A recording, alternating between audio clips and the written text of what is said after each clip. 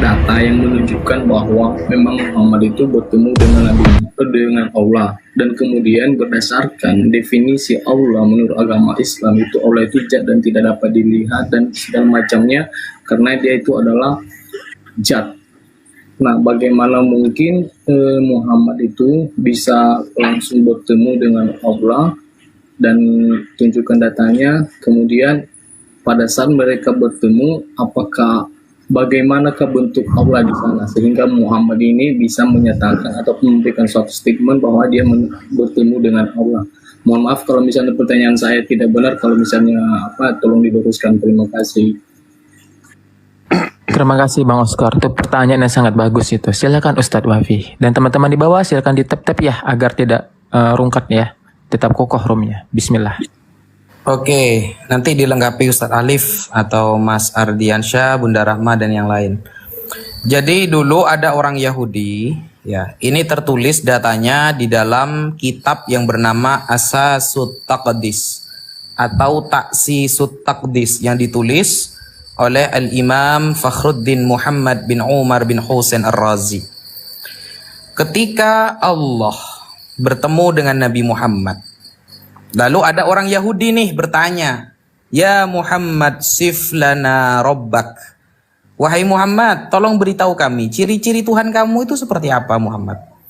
Lalu Allah menurunkan surah Al-Ikhlas. Qul, katakan wahai Muhammad kepada orang Yahudi itu, Allahu wallahu ahad, Allah itu esa. Allahus somad, Allah zat yang maha dibutuhkan selamanya. Lam yalid walam yulad, dia tidak beranak dan tidak diperanakkan. Walam yakullahu kufuwan ahad, tidak ada yang sama seperti Allah. Makanya sampai para ulama kita mengatakan kullu ma khatara bibalik fallahu bi khilafi dzalik. Apapun yang terlintas di hati kamu, maka Allah tidak seperti itu. Karena Allah beda dengan makhluk. Allah tidak serupa segambar dengan manusia. Allah tidak sama seperti segala apa yang telah Dia ciptakan. Maka ketika ditanyakan bentuknya seperti apa, bagaimana, maka para ulama atau Al-Quran mengatakan walam yakullahu kufuwan ahad, tidak ada yang sama seperti Allah. Dan terus bagaimana? Ya tidak ada yang sama. Makanya istilahnya kalau dalam ilmu bahasa Arab itu bila kaifin, tidak bagaimana, tidak bisa dijelaskan. Beda dengan teman-teman Kristen memang. Kalau teman Kristen memang yang disembah adalah manusia, ada bentuknya, terbatas, dan lain sebagainya. Sama ketika kita nanti akan bertanya kepada teman-teman Kristen, roh itu bentuknya bagaimana? Roh Allah itu bentuknya seperti apa? Secara detail jelaskan. Ya sama, gak bisa. Zat, Allah berupa zat, itu bukan zat bukan zat kimia, bukan.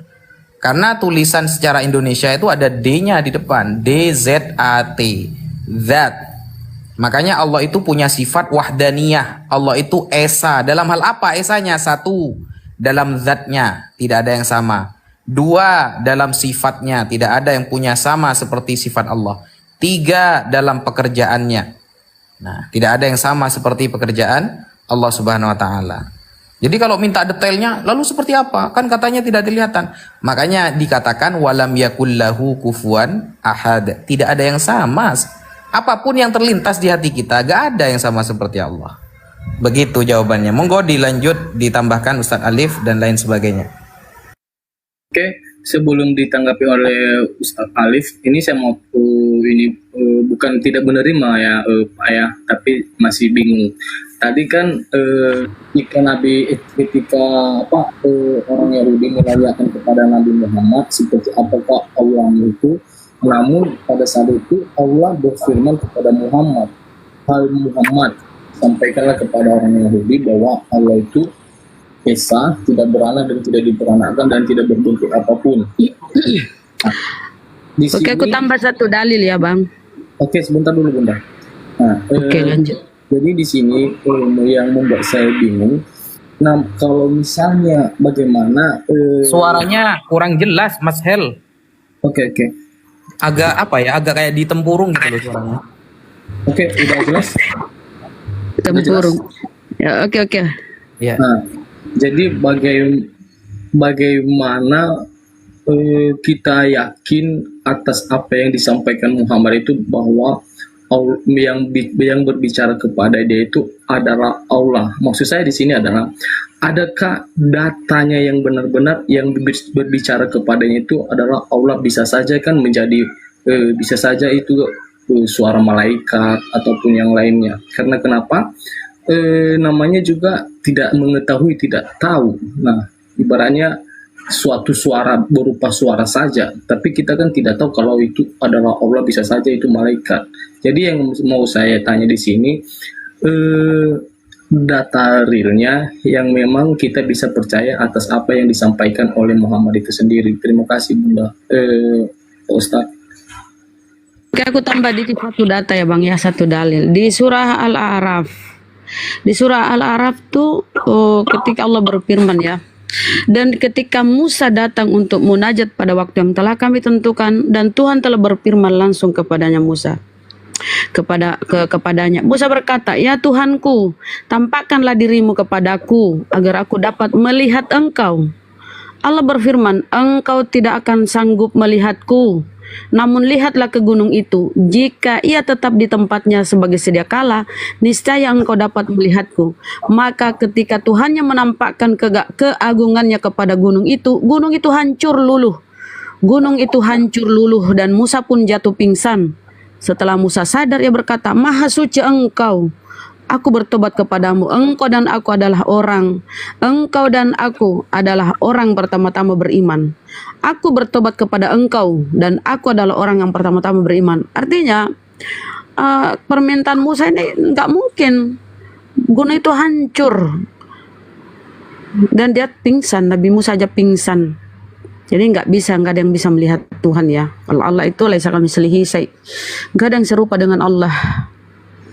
Di dalam Yeremia di Bibelmu pun tertulis begini ya. Bagaimana mungkin Tuhan turun ke bumi bersama manusia? Jangankan langit, bahkan langit yang mengatasi segala langit tidak bisa memuat engkau, apalagi rumahku ini, apalagi kandungan Maria. Itu Bang ya. Jadi udah jelas tuh. Di dalam Bibelmu pun di kesaksian Yesus ya, kesaksian Yesus. Di Yohanes 5:37. Allah yang mengutus, Bapa yang mengutus aku, dia bersaksi tentang aku. Suaranya tidak bisa kamu dengar, rupanya pun tidak bisa kamu lihat. Ini kesaksian Yesus tentang Tuhannya. Jadi nggak ada yang bisa melihat Allah itu, Tuhan itu nggak ada yang bisa melihat. Jadi yang kalian lihat itu, yang kalian sembah-sembah, puja-puja di salib itu manusia Bang. Silakan, terima kasih. Oke, Bunda, terima kasih atas jawabannya. Di sini saya bukan dalam arti tidak menerima ya, cuma masih bingung aja. Jadi yang Bunda sampaikan itu adalah itu kisah Musa. Nah, yang saya tanyakan ini adalah masalah, bukan masalah sih, tentang Nabi Muhammad ini, gitu loh. Pengakuannya bahwa dia itu menerima langsung bertemu, yang namanya bertemu, kecuali kalau misalnya dia mendengarkan suara Allah, itu masih mungkin kita masih bisa paham yang namanya. Gini, Rahmat, bentar. Silakan Ustaz. Begini, jadi pertanyaannya Mas Hel Oscar itu, dari mana Nabi Muhammad tahu kalau yang dia temui adalah Allah, betul? Betul. Nah, lebih ke sana ya. Jadi begini Mas, di dalam konsep Islam, seorang nabi itu maksum. Maksum itu terjaga dari dosa.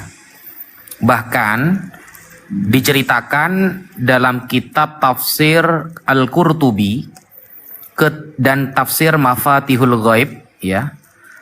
Ketika Nabi Muhammad pertama yatahannaf fi Hira, beliau itu beribadah di Gua Hira, mendapatkan wahyu pertama, lalu yang datang pertama kan bukan malaikat Jibril, tapi syaitanul abyad, setan yang berubah berwarna putih. Jadi setan ini berwarna putih, dan itu yang diungkapkan oleh Zakaria Butros, orang Kristen. Dia membawa syubhat itu kepada Islam, bahwa yang datang kepada Nabi Muhammad di dalam goa bukan Jibril, melainkan syaitanul abyad, setan putih. Nah, Cuma Zakaria Butros tidak ilmiah. Dia melakukan kecurangan. Kenapa? Karena paragraf di bawahnya jelas menjelaskan bahwa ketika Syaitonul Abyad itu datang, lalu malaikat Jibril segera datang kepada Nabi Muhammad dan melempar Syaitonul Abyad itu, setan yang berwarna putih itu. Dalam sebuah riwayat diterangkan dia itu sampai terjatuh di negeri India. Ada riwayat yang mengatakan seperti itu. Nah, itu tidak dikutip oleh Zakaria Butros. Nah, karena konsep Nabi di dalam agama Islam itu maksum, terjaga dari dosa. Kenapa kok terjaga dari dosa? Karena Allah yang langsung mengklaimnya di dalam Al-Quran. Contohnya di dalam surah An-Nisa ayat 115. Allah berfirman, "Wa may yushaqiqir rasul mim ba'di ma tabayyana lahul huda." Barang siapa yang tidak mengikuti Muhammad setelah Islam datang kepadanya, wa yattabi' ghaira sabilil mu'minin, dan dia tidak mengikuti jalan orang yang beriman kepada Muhammad, maka nuwallihi ma tawalla wa nuslihi jahannam wa sa'at masira. Maka tempat kembalinya di neraka. Nah, Allah di dalam Al-Quran langsung mengklaim yang tidak ikut Nabi Muhammad salah, langsung neraka. Kullu ma atakumur rasul fakhudhuh wa ma nahakum anhu fantahu. Yang Nabi Muhammad bawa ambil, yang Nabi Muhammad larang jauhi. Nah, karena Nabi Muhammad sudah terjaga, apakah selalu terjaga Nabi Muhammad?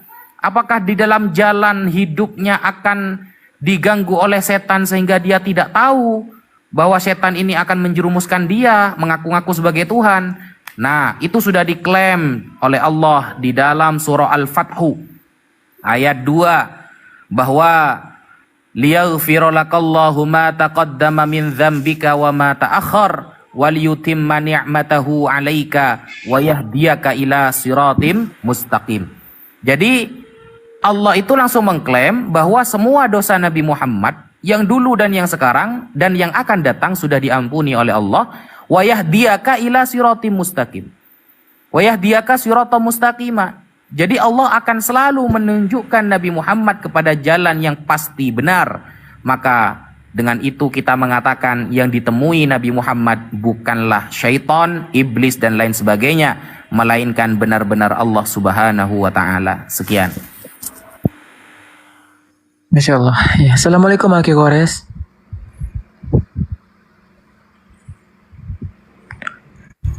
Waalaikumsalam Mas Kores. Ya, silakan Hello Oscar ya. Ini ada Bang Ardi, Bunda Ustadz Alif, ada Ustadz Wifi, semua moderator. Saya izin asar bentar ya Ustadz ya, guru-guru. Silakan dilanjut Bang Oscar. Sangat bagus pertanyaannya.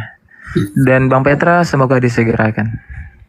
Oke, ini aku banyak tanya, ini bukan tujuan untuk mencela, cuma artinya ya kalau misalnya nanti tidak bisa ya udah nggak apa-apa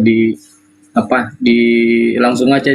So kan sudah dijelaskan, apanya lagi? Jadi sudah dijelaskan, apa kamu nggak nangkap?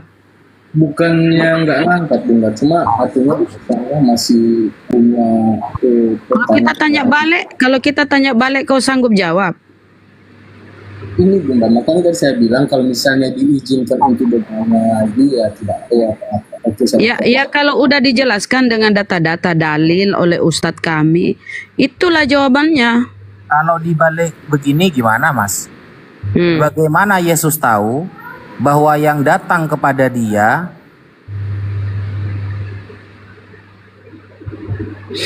Wah, kepental Ustadz, kepental. Bunda Rahma main kick aja ini, gimana sih moderatornya?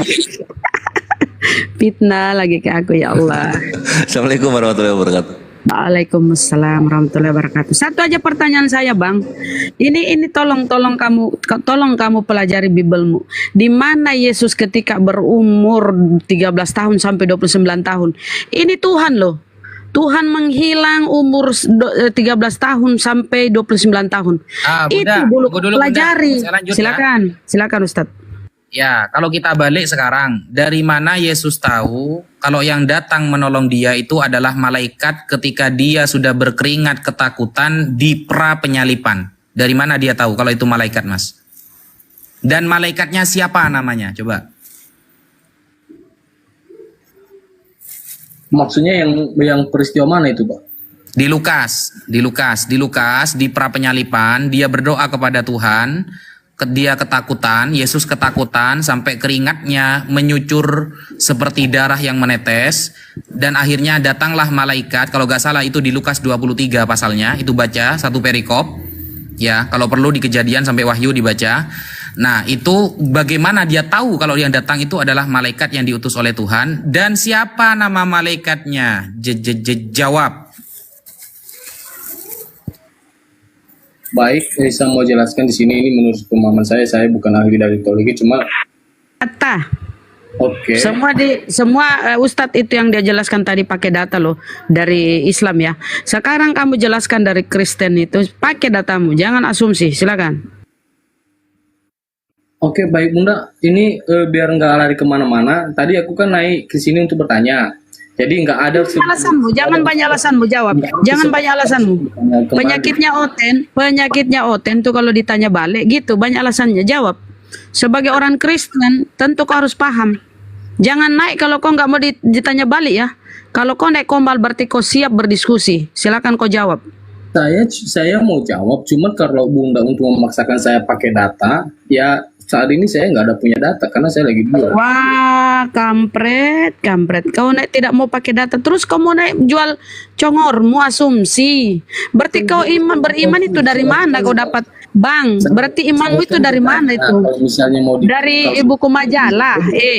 Yang kau pahami itu, yang kau pahami dalam beriman itu buku majalah, buku bobo, buku komik. Apa dari mana kau imanmu itu kalau kau nggak paham itu? Sabar Bunda. Sabar. Misalnya saya ini Penyakitnya Oten, Bang, mohon maaf ya, penyakitnya Oten itu kalau dia bertanya lincah bener, dijawab muter-muter, pura-pura dia nggak paham. Saya belum menerima, saya belum paham. Ditanya balik. Sabar. Terus Bang Ardi, kita mau dengar dia ocehannya, nggak pakai data. Iya, silakan pertanyaan dari Ustadz kita dijawab. Ya coba, andaikan tidak pakai data gimana cara jawabnya? Coba. Kok bisa Yesus tahu bahwa yang datang itu adalah malaikat utusan dari Tuhan di pra penyalipan di Lukas 22 itu ya? Bahwa yang datang malaikat dan siapa nama malaikatnya? Cahyono atau siapa? Tafadhol. Cahyono. Oke, tadi saya bilang saya akan mau menjawab ini berdasarkan pengetahuan saya ya, tapi saya tidak punya data di sini. Kalau diterima syukur, kalau nggak diterima juga ya tidak masalah. Ya, jadi di sana karena jujur juga di dalam kepribadian saya, ketika saya tidak tahu, saya tidak akan memaksakan kehendak saya untuk memberikan informasi yang tidak saya tahu. Jadi ini yang saya sampaikan ini adalah berdasarkan pemahaman saya. Di sana dia itu berdoa kepada Bapa. Udah.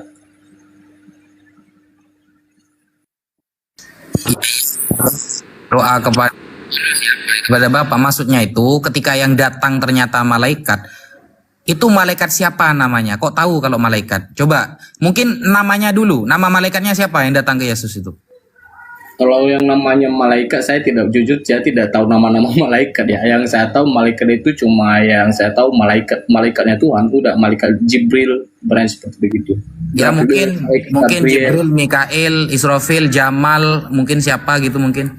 Ya itulah saya bilang, saya tidak tahu nama-nama malaikat, yang penting dia itu malaikat, sudah gitu aja, singkat. Nah kok bisa tahu kalau itu malaikat, namanya aja gak tahu? Ya. Itu kan menurut ini pemahaman saya. Kalau diterima oke, kalau diterima juga nggak apa-apa. Saya tidak mau memaksakan kehendak saya untuk menyampaikan sesuatu informasi yang tidak sesuai dengan apa yang tertera dalam Alkitab. Kucluk. Kalau dia dikasih jawaban, dia pura-pura dia belum paham. Sebenarnya saya belum paham, belum menerima. Kampret. Kalau dia ditanya, ini jawaban saya. Kalau nggak mau terima ya sudah. Dasar kucluk. Bunda, kan saya bilang tadi kalau misal saya masih belum paham. Tapi kalau misalnya mau diizinkan saya untuk terus bertanya, ya udah saya akan bertanya. Kalau tidak pun juga tidak apa-apa. Oke lah, oke nggak apa-apa. Kita udah ukur ya bagaimana oten-oten itu ya. Kita udah ukur ya. Porsi imanmu itu apa? Kamu hanya imani. Kamu hanya imani kata pendetamu. Sebenarnya kau nggak tahu apa-apa, cuma imani. Cuma aja, Bunda. Ya itu bukti jawabanmu kan. Kau nggak bisa apa-apa, berarti kau cuma imani. Kalau pendetamu bilang, hei Oscar, Yesus itu Tuhan. Iya Pak Pendeta, betul katamu Pak Pendeta. Padahal kau nggak tahu apa-apa.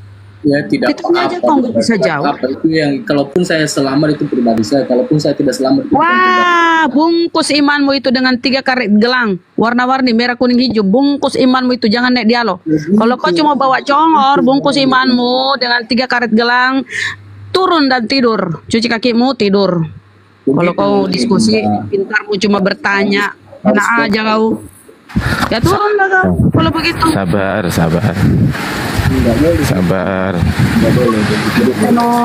Sabar Bunda, sabar. Jangan gitu. Gini loh. Woi, jawab pertanyaannya, woi, jawab. Gitu loh Bunda. Ya sabar Bunda ya. Woi, jawab pertanyaannya. Lebih sadis lagi. Ya males aku, karena gini ya, mereka tuh kalau bertanya rajin, bertanya dijawab pun dia belum paham, alasannya belum paham, susah menerima. Di giliran ditanya dikit, dia sudah mabuk, nggak bisa jawab, banyak alasannya. Ya begini bang ya, begini bang, Oscar, Komal dialog lintas agama, bukan kajian. Kalau kajian, kau bisa bertanya seumur hidup. Kalau kajian tentang Islam, bertanyalah kau seumur hidup. Gini aja, meninggal. Bunda, gini aja Bunda. Pertanyaan gampang deh, Bang Oscar. Iya Pak. Ya, berapa harga beras di sana Bang? Beda Pak. Ya, mulai dari harga yang berapa? Mungkin gini Bang Ardi dan Bunda. Lanjut ketika menjawab tidak tahu itu juga suatu jawaban. Dulunya dalam jumlah ukuran banyak atau bagaimana? Apakah dia hanya per liter, per karung, per kilo, gimana? Jadi biar kita tahu harganya, karena beda-beda harganya. Iya, ketidaktahuan juga itu suatu jawaban. Udah gitu aja. Betul Ustaz Alif, betul.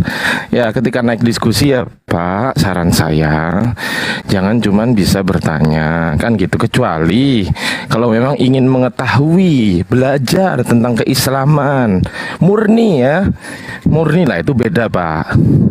Itu ya, tendensinya saya belum selesai, saya banting juga bisa ini nanti ya, saya belum selesai. Gitu loh, tendensinya kan berbeda Pak dengan orang yang memang benar-benar mau belajar tentang keislaman itu seperti apa, gitu Pak ya. Jadi saran saya betul kata Bunda Rahma, Bapak ke toko beli karet gelang yang warna-warni, yang warna merah itu pedes, yang warna hijau nggak pedes, nah gitu ya Pak ya. Lanjut. Nah begini Pak Ustadz, namanya bertanya itu kan tidak salah, dan kemudian orang bertanya ini pasti ada 3 unsur yang membuat dia bertanya. Bisa saja saya karena tidak saya tahu sama sekali, kemudian saya tahu tapi bingung. Iya, lanjut aja diskusi. Dan kemudian saya bertanya ini, tapi di sini saya bertanya bukan untuk menguji ataupun masih bingung, tapi memang saya tidak tahu sama sekali. Makanya tadi saya topiknya ke Muhammad gitu loh, bagaimana bentuknya, bagaimana kita bisa percaya gitu. Nah, itu hanya itu saja. Kalau misalnya jawabannya seperti begitu ya tidak apa-apa. Oscar, kamu paham nggak? Oscar, Oscar, kamu memahami nggak Alkitab? Saya tidak memahami sepenuhnya. Kalau nggak memahami, kawan, jangan naik kamu di sini. Belajar dulu kamu. Jadi harus dibuat keterangannya di atas Bang, harus dibuat keterangannya di atas, yang paham ini baru naik. Jadi kita juga tahu sudah saya buat itu di atas. Udah. Antara saya jawab. Udah. Kalau kamu nggak memahami, ngapain kamu naik sini? Udah, ini kurang seru. Lebih galak lagi. Udah Pak Mitra, sudah. Tapi kan di sini saya tanya karena memang saya tidak tahu. Kalau misalnya sudah. Mas Oscar, sudah. Sekarang Mas Oscar ikuti saya. Tiada Tuhan selain Allah, gitu. Coba. Coba. Saya tidak mau. Tiada Tuhan yang berhak disembah kecuali Allah. Coba ikuti saya sekarang. Kamu belajar sama si bom sana. Karena Biar kamu kenapa? paham. Karena itu bukan unsur dipaksakan, tapi itu kesadaran, yaitu wahyu. Ya, itu bisa dikatakan hidayah. Jadi saya masih belum mendapatkan hidayah dari room ini. Jadi jangan dulu diajak saya untuk syahadat. Karena syahadat itu berupa wahyu ataupun hidayah yang tanpa ada unsur keterpaksaan dari pihak apapun. Jadi murni. Terima kasih. Ya, makanya abangnya jangan merasa terpaksa bang, santai aja, relax. Apa perlu saya bantu panggilkan Uya Kuya? Karena tadi lo katakan itu saya. Yuk lanjut diskusi. Sekarang, Yesus itu siapa? Yesus juga manusia, Yesus punya rasa, punya hati. Ya. Yesus itu adalah Yesus itu siapa? Tuhan kami. Kenapa? Tuhan kan banyak. Tuhan Kan? kami, ya. Seperti apa Tuhan itu? Ya seperti yang Bapak lihat. Tuhan seperti apa Yesus itu? Apakah dia Allah pencipta langit dan bumi? Ya betul. Nah, terus lanjut. Ya, kenapa? Kenapa abang tanya apakah iya? Ya saya bilang iya betul.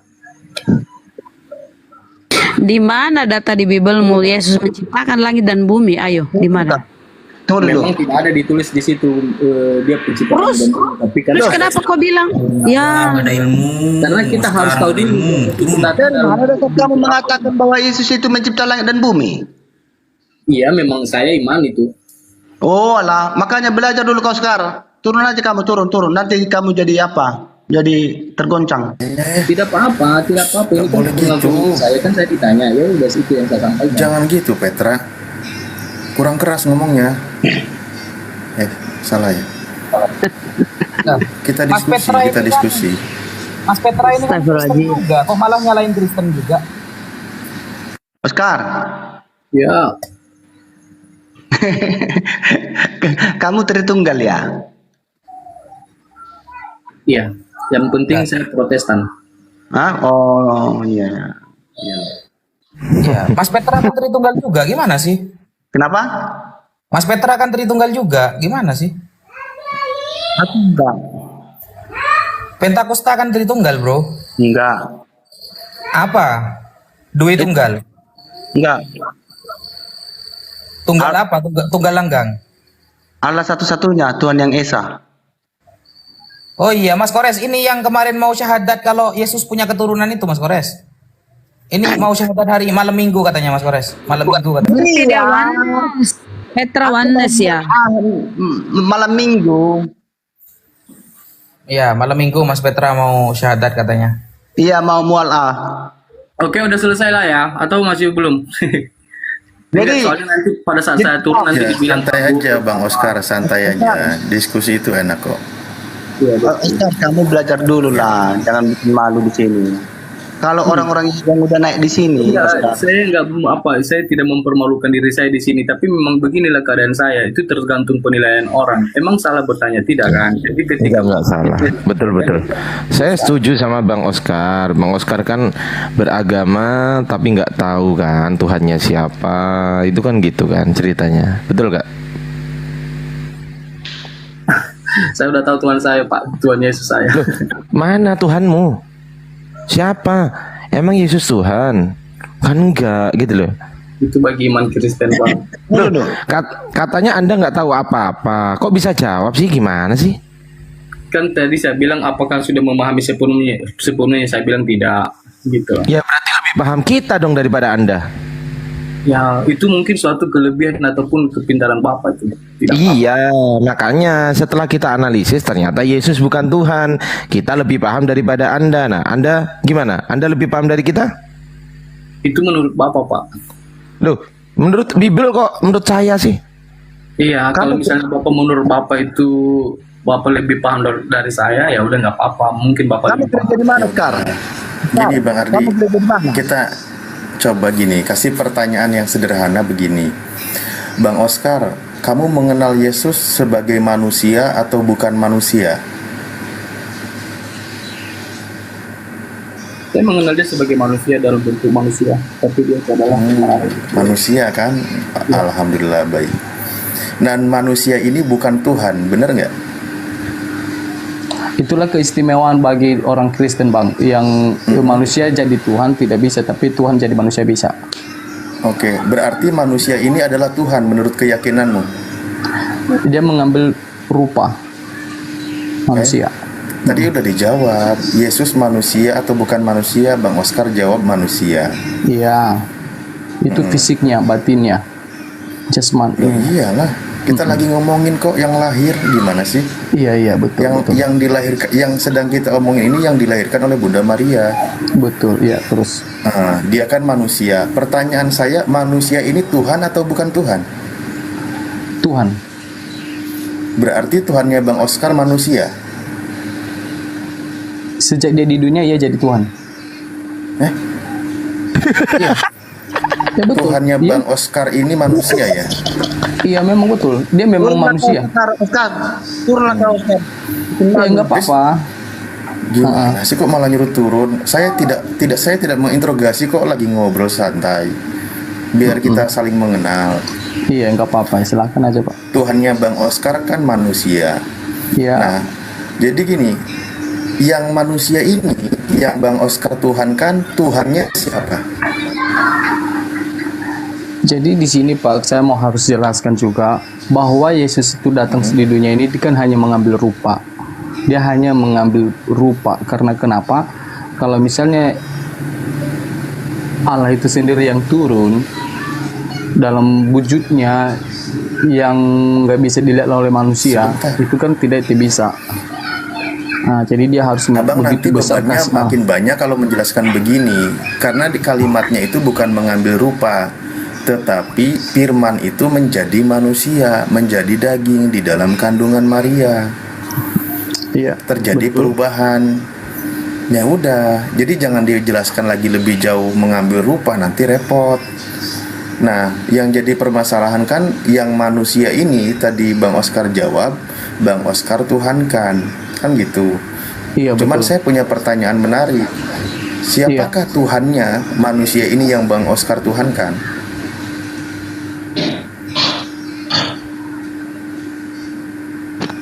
Maksudnya Yesus ini nggak punya Tuhan pertanyaannya? gitu loh. Loh iya, kan dia manusia. Manusia pasti punya Tuhan. Jadi disinilah yang kita kurang memahami lah ya. Karena kenapa? Karena Yesus itu datang itu dia menjadi manusia. Jadi sebenarnya dia di Tuhan itu sendiri gitu loh. Nah, saya tidak asumsi baik. Ya itu kan Tuhan Anda. Tuhan Iya. Anda kan manusia, namanya Yesus. Iya. Yesus yang manusia ini kan pertanyaan saya adalah siapakah Tuhannya? Karena manusia ini pasti bertuhan gitu. Kan gitu. Apalagi misal ketika kita membaca kitab Anda di seingatku di Lukas ya 2:22. Dan ketika genap waktu pentahiran menurut hukum Taurat Musa, mereka membawa Yesus ke Yerusalem untuk menyerahkan Yesus kepada Tuhan. Nah, kan ada ayatnya. Yesus yang Bang Oscar Tuhan kan ternyata diserahkan kepada Tuhan. Makanya tadi saya tanya, Yesus ini yang manusia ini Tuhannya siapa? Coba ulangi baca sekali lagi di mana terdapat. Lukas 2:22. Iya. Tuhannya Bang Oscar kan di abad pertama baru umur 8 hari setelah dilahirkan. Nah, ketika dia umur 8 hari, dia dibawa ke Yerusalem untuk diserahkan Tuhannya Bang Oscar kepada Tuhan. Saya baca dulu ya. Silakan. Bang.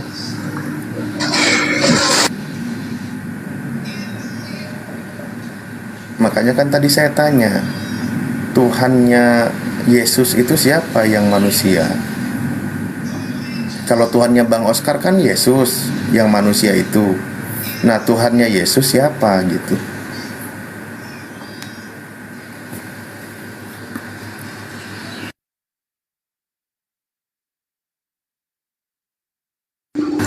Bener nggak? Bener, saya ngarang nggak?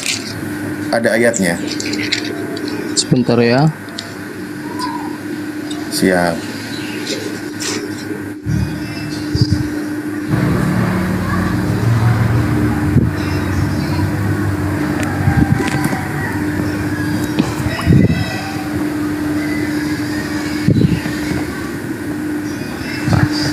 Lukas pasal 2 ayat 22 ya. Ya.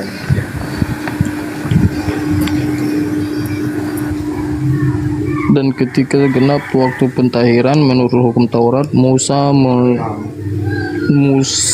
mereka membawa dia ke Yerusalem untuk menyerahkan kepada Tuhan seperti yang ada tertulis dalam hukum Taurat, semua anak laki-laki harus dikuduskan dan dikuduskan bagi Allah.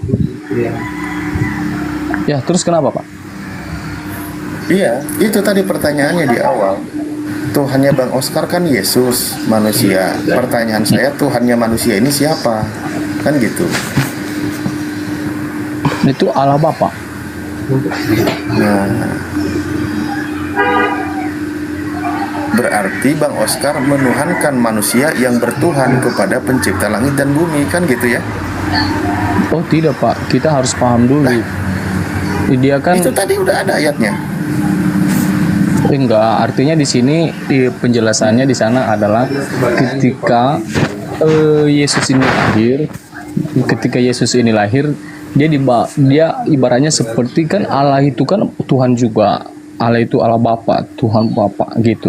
Jadi dia harus ibaratnya dia diserahkan gitu loh. Iya. Makanya Yesus ini kan diserahkan kepada Tuhan. Bukan begitu konsepnya. Kok bukan begitu konsepnya? Tadi kan sudah jelas saya tanya, saya tidak memaksa, saya tidak menginterogasi. Bang Oscar siapa Tuhannya Yesus? Saya tanya Yesus manusia atau bukan manusia? Dia jawab manusia. Yesus ini Tuhan Anda? Iya. Lah, udah selesai saya dengan keimanannya Bang Oscar. Kan gitu. Bahwa Bang Oscar telah menuhankan manusia yang bernama Yesus. Sekarang pembahasannya berlanjut. Siapakah Tuhannya manusia ini yang dituhankan oleh Bang Oscar? Kan itu pembahasannya.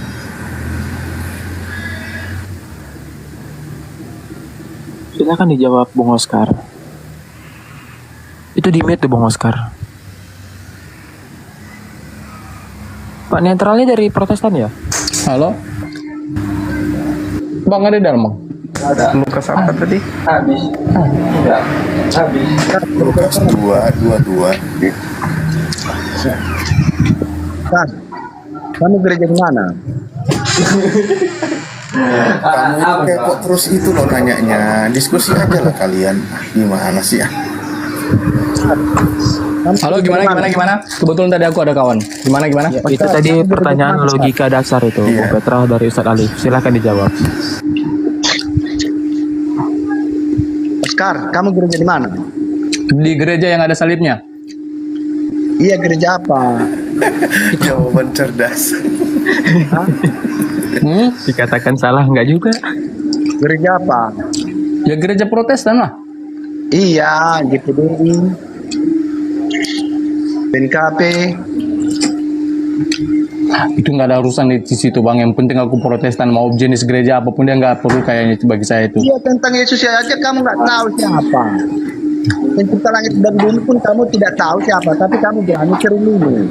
Baik, gini aja Bung Oscar. Coba Saudara Petra sebagai Kristen, coba menurut Bung Petra, Allah, ilah, Theos, dan Yesus ini apa bedanya? Coba Bung Petra sebagai Kristen yang sudah berlogika. Kenapa? Coba Saudara Petra jelaskan ke Ustadz Alif sebagai Kristen yang berlogika saat ini, apa itu Yesus dan apa itu Bapa Allah atau Theos? Oh, oke. Ini tentang Bapa ya. Tentang Bapa, makanya sih katanya udah paham. Itu jelaskan tentang Yesus, Theos, dan Bapa. Dengar Oscar. Jangan malu-maluin kamu Oscar. Yesus itu adalah Allah sendiri, Oscar. Biar paham kamu. Pencipta langit dan bumi ini juga dia. Yang Udah dijawab tadi. Kan memang udah dijawab tadi. Memang Didengarkan dulu Oscar, didengarkan dulu saudaramu ini bicara Oscar. Silakan Petra. Tenang, Menurut Ustaz, nanti saya Alkitab, bantu datanya. bahwa Yesus Kristus itu adalah Allah itu sendiri. Itu di dalam buka Alkitabmu, Oscar. Yesaya 9. Aku lagi makan. Saya lupa nyapa nih, Ko Julius. Assalamualaikum warahmatullahi wabarakatuh, Ko Julius. Makanlah dulu kau, Oscar. Emang ini Ko Julius? Nyelam sambil minum air. Petra kemana?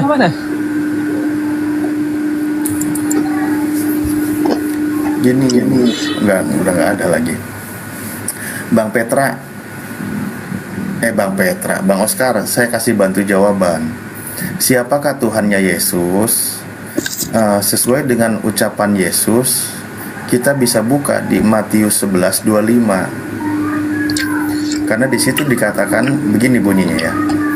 Pada waktu itu berkatalah Yesus, Aku bersyukur kepadamu Bapa, Tuhan langit dan bumi. Nah, jadi menurut Yesus, Tuhannya Yesus itu adalah yang dia menyebutnya sebagai Bapa. Bapa itu siapa? Tuhan langit dan bumi. Kalau menurut Oscar, siapakah Tuhanmu? Yesus. Nah, inilah perbedaannya. Kalau Anda, Bang Oscar, adalah pentuhan Yesus. Bentar, boleh jawab bentar, Bang. Halo. Ya. Gini, Bang, itu kan tentang konsep pas waktu lahirnya Tuhan Yesus kan. Nah, kan Yesus pada waktu itu masih kecil. Dia belum mengajarkan keilahiannya, tentang ketuhanannya dan sebagainya. Nah, sedangkan yang ditulis di Lukas 2 ayat 22 itu kan disesuaikan dengan hukum Taurat yang dianut oleh orang Yahudi pada zaman itu. Dan memang orang yang lahir pada zaman itu di tradisi Yahudi semua harus dibawa menghadap kepada Tuhan, dan orang Yahudi pada saat itu belum mengetahui bahwa Yesus itu adalah Tuhan.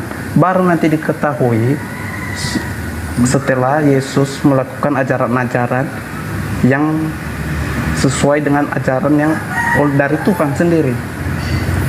Bang, boleh dipahami, Bang? Oke, saya paham Anda. Tapi ingat, Bang, Anda lupa. Di Lukas 2 itu di nomor 11 itu sudah ada pengumuman kepada para gembala itu. Hari ini telah lahir bagimu Juru Selamat Kristus Tuhan di kota Daud. Udah ada pengumuman, kenapa kau bilang malah pada belum tahu? Itu kan udah dijelaskan. Nah, baru di dua-duanya, ini kan bedanya nih. Kalau Tuhannya bangsa Yahudi, ya Tuhannya yang memegang mereka ajarannya kitab Taurat, mereka kan Tuhannya tidak pernah jadi bayi, tidak pernah dilahirkan, tidak pernah dikandung. Nah, ini konsep Kristen yang dijelaskan mereka bersinggungan dengan orang Yahudi. Nah, orang Kristen menuhankan manusia yang baru lahir ini, diserahkan kepada Tuhannya bangsa Yahudi yang memang di situ tidak pernah menjadi bayi dan tidak pernah dilahirkan. Kan begitu? Di situ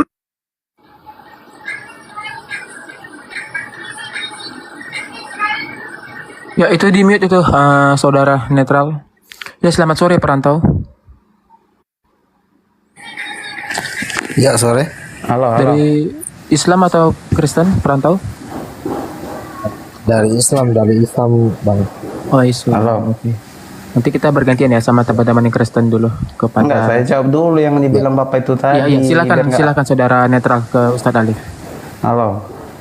Nah, itu kan konsepnya pada waktu Yesus masih kecil, dan Yesus itu lahir di lingkungan orang Yahudi. Pada masa itu Yahudi, semua bangsa Yahudi belum mengenal Yesus, hanya beberapa gembala saja kan. Nah, sedangkan di tradisi Yahudi itu mereka setiap orang yang yang baru lahir seorang bayi harus dibawa ke hadapan Tuhannya. Begitupun dengan yang dimau Bapak boleh baca lagi ke bawah, Yesus itu disunatkan, padahal di agama Kristen tidak memaksakan sunat. Nah, kenapa disunatkan? Karena memang tradisi orang Yahudi begitu, harus disunat, ya. Makanya Yesus harus disunatkan karena dia mengikuti tradisi Yahudi itu. Mungkin Bapak pernah dengar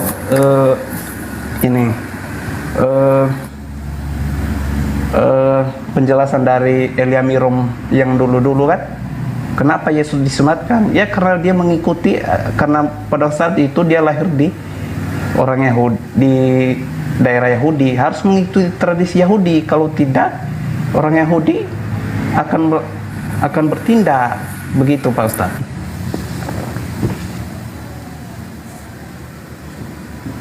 Halo. Oke, Ya, bukan berarti Yesus punya Tuhan lagi. Anda salah. Ya, oke, terima kasih. Disinilah kita sedang mengetahui dan membedah. Kita coba memahami artinya apa. Bahwa memang Tuhannya Kristen ini berbeda dengan Tuhannya ahli-ahli Taurat ya. Apalagi dengan umat Islam itu jauh berbeda. Kembali kepada poin yang tadi, Bang. Kira-kira nih Bang, saya ingin tahu Bang, netral ya. Oke. Ayah dan ibunya Yesus itu tahu nggak kalau Yesus itu adalah Tuhan? Saya tanya.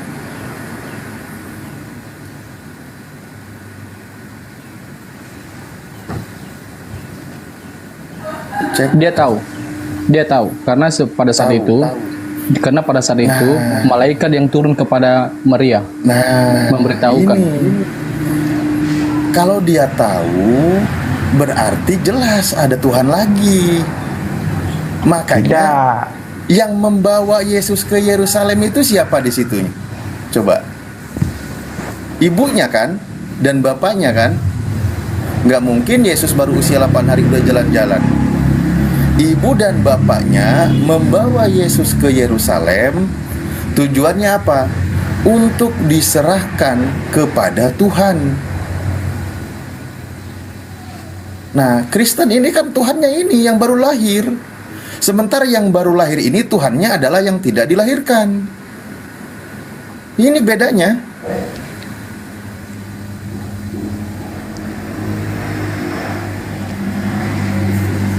Aduh Bang, sudah saya jelaskan dari awal tadi. Lah, saya nggak asumsi Yesus loh. itu kenapa dibawa ke hadapan Tuhan? Sebenarnya bukan ke hadapan Tuhan sih, dibawa ke hadapan di gereja.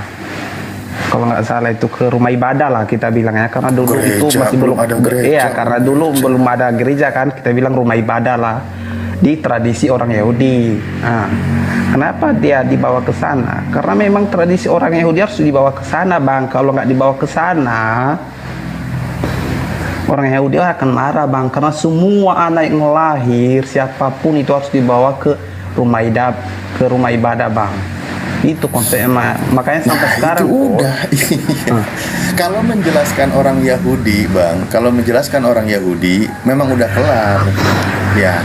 Tapi ini menjelaskan dari perspektif imannya orang-orang Kristen. Kalau bangsa Yahudi, dia tidak menganggap, dia tidak percaya kalau bayi usia 8 hari itu adalah Tuhan. Tapi kalau menurut Kristen, bayi itulah adalah Tuhannya. Kan begitu. Itu aja poinnya, terjadi perbedaannya. Iya kan?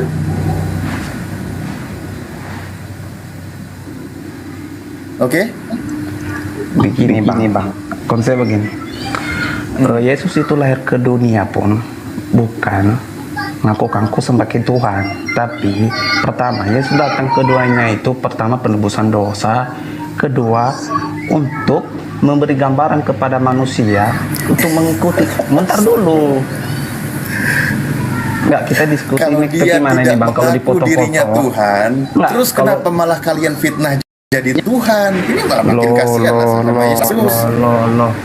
Bang, ada di ayat Matius itu kalau nggak salah, Bang. Abang cari Matius, ada di situ Kan si barusan iblis dijawab. Bentar dulu. Yesus itu tidak pernah mengaku dirinya Tuhan. Ya bagus, alhamdulillah. Yesus jujur.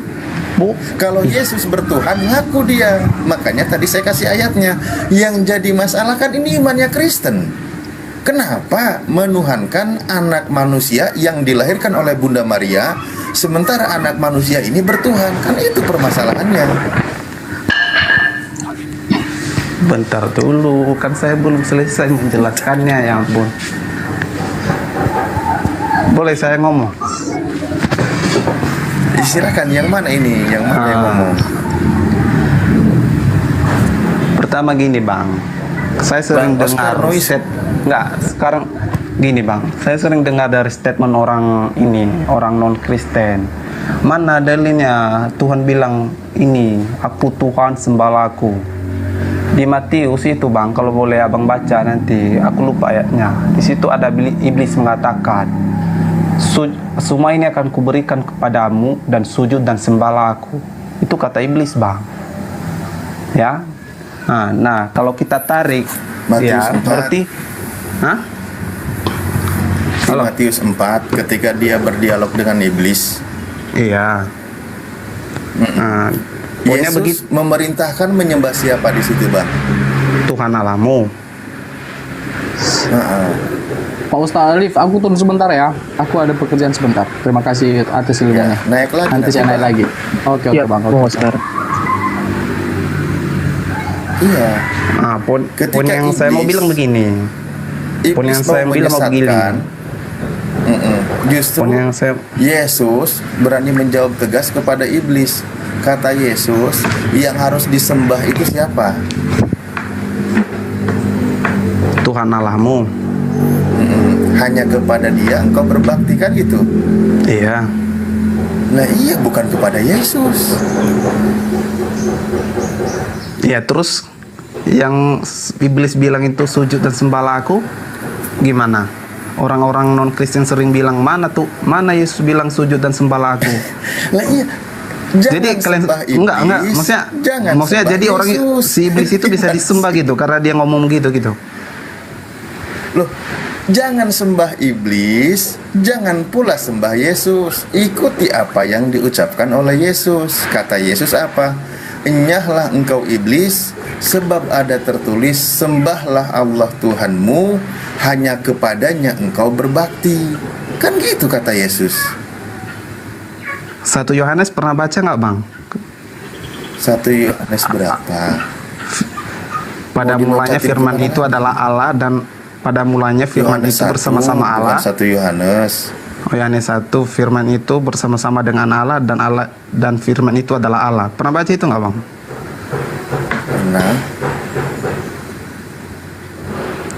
Pernah. Terus yang lahir sama Maria itu apa? Firman bukan? Daging. Enggak, yang dibilang malaikat apa itu sama Maria. Saya sih ini jadi mundur lagi. Kan tadi udah dibahas itu. Fokus ke situ dulu, Bung Netral. Enggak, saya kan baru datang tadi, Bang. Terus apa yang coba kamu mau bawa premis apa di Yohanes 1 itu? Kamu mau bawa premis apa?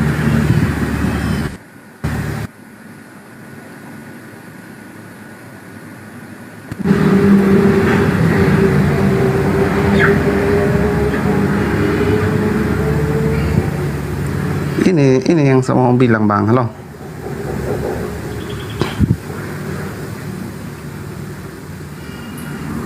Gimana sih? Yang masuk ke kandungan sendiri. Yang masuk ke kandungan si Maria itu firman atau karena persetubuhan antara Yusuf dengan Maria? Menurut Abang lah, karena Abang kan firman belajar Alkitab juga. Apa sih Bang? Firman itu perkataan bukan?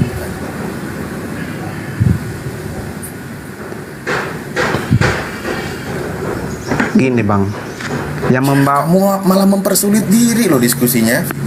Loh.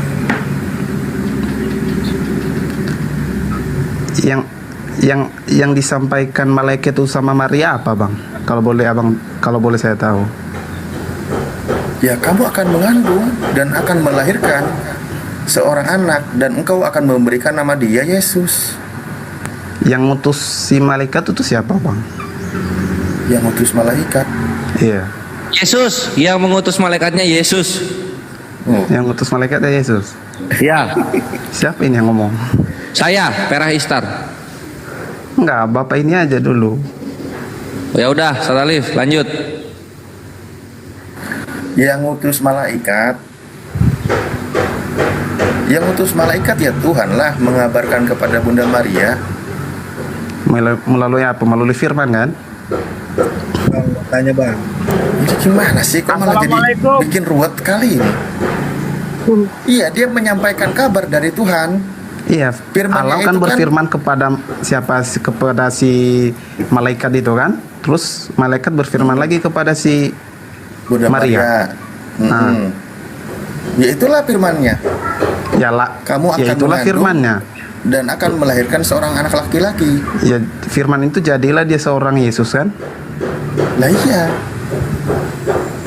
Perkataan Tuhan yang disampaikan oleh malaikat kepada Bunda Maria itu firman terjadi. Bukan? Itu firman bukan? Benar terjadi. Itu firman bukan?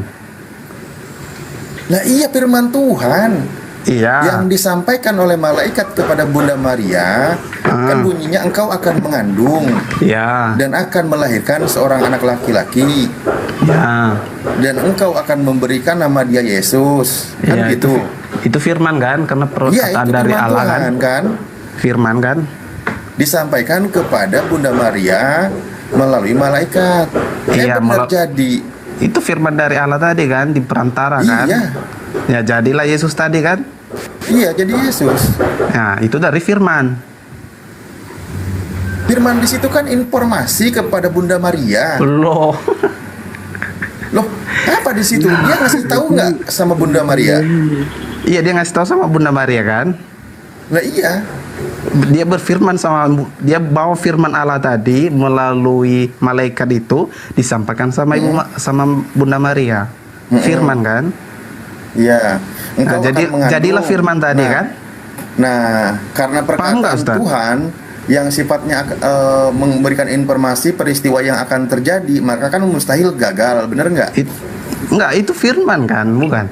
Iya, firman, perkataan Tuhan. Ya jadilah firman itu kan, jadinya lahirlah Yesus kan? Udah, daripada mumet terus, lanjut gimana?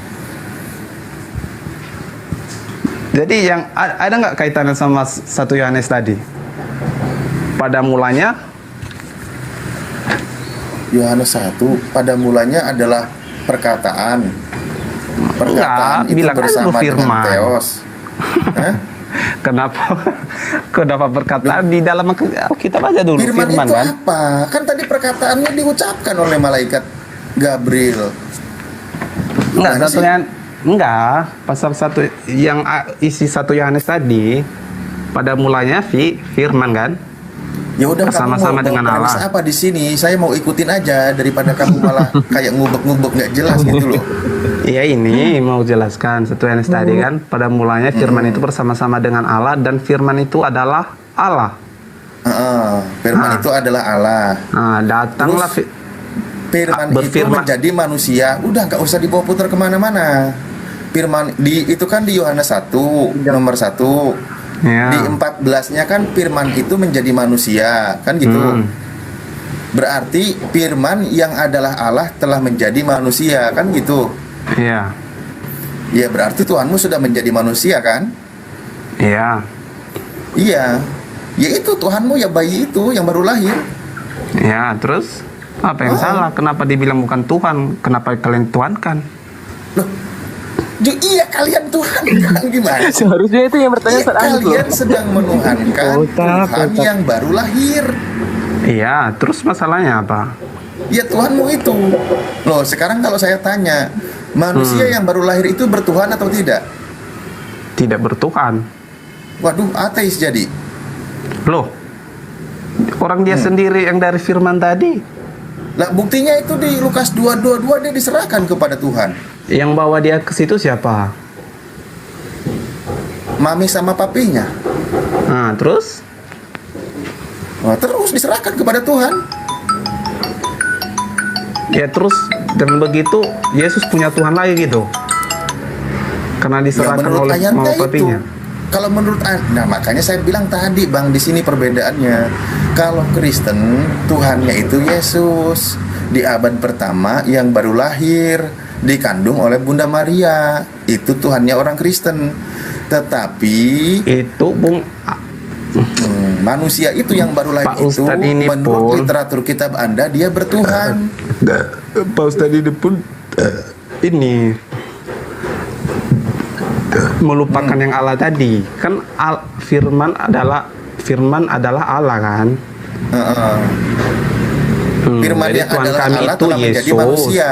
Jadi Tuhan kami itu Yesus, Allah yang menjadi manusia, itulah Yesus tadi. Ya udah, Tuhanmu kan manusia udah.